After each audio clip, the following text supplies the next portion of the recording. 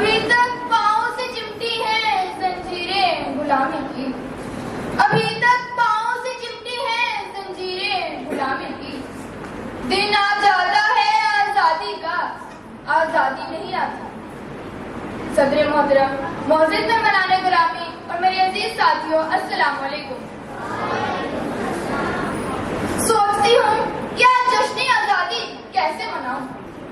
فکر کے ٹھاٹھے مارتے اس سمندر میں ضمیر کے ساتھ گہری نیند سو جانے والی غیرت و حمیت پر سراپا ماتم ہو جاؤں۔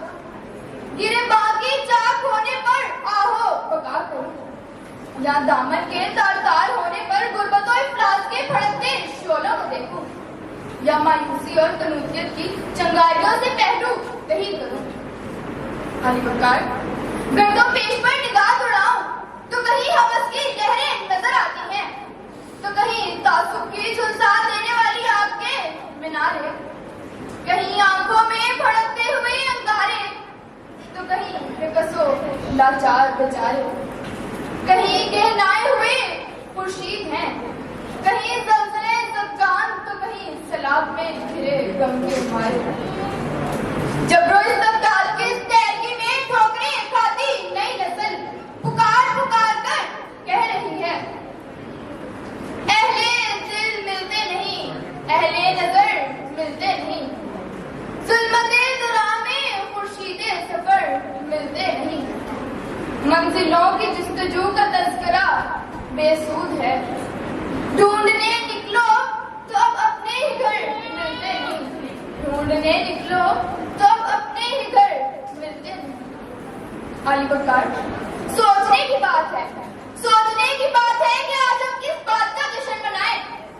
جشن تو وہ مناتے ہیں جن کے ذہنوں کو حالات کے خونی پنجوں نے جکڑا نہ ہو، جنہوں نے حالات کا جبر سہا نہ ہو، جنہوں نے مذہب کو 72 فرقوں میں بٹتے دیکھا نہ ہو، جنہوں نے مطلب پرستی، نسل پرستی اور زر پرستی کو دیکھا نہ ہو۔ علی بکار جب قوم مردہ ضمیری کا ثبوت دینے لگے، جب قوم کی عفت ماں بیٹی کو اپنے ہی گھر سے اٹھا کر غیروں کے حوالے کر دیا جائے، جب حاکم وقت کی کھلی کچہری میں لوگ خود کو آگ لگا لیں، جب مساجد اور امام بارگاہوں میں خون کی ندیاں بہنے لگ جائیں، جب نگاہوں کے سامنے بم حملوں میں شہید ہونے والے معصوم ہمداں کے جنازے اٹھنے لگے، تو ایسے میں دل سے آہیں اور منہ سے سسکیاں ہی نکلتی ہیں۔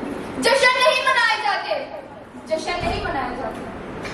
صدر علی بکار مت بھولیں، یہ میرا اور آپ کا پاکستان، یہ پاکستان کلمہ طیبہ کی جاگیر، یہ پاکستان سورہ رحمان کی تفسیر، یہ پاکستان لاکھوں ماؤں بہنوں کی دعاؤں کی تاثیر، یہ پاکستان امت مسلمہ کی تقدیر۔ علی بکار ہمیں اس پاکستان کی خاطر ایک ہونا ہوگا، کیونکہ یہ انگلیاں تنہا کچھ نہیں کر سکتی، انہیں ملایا جائے تو ایک طاقتور اور مضبوط مٹھی بنتی ہے۔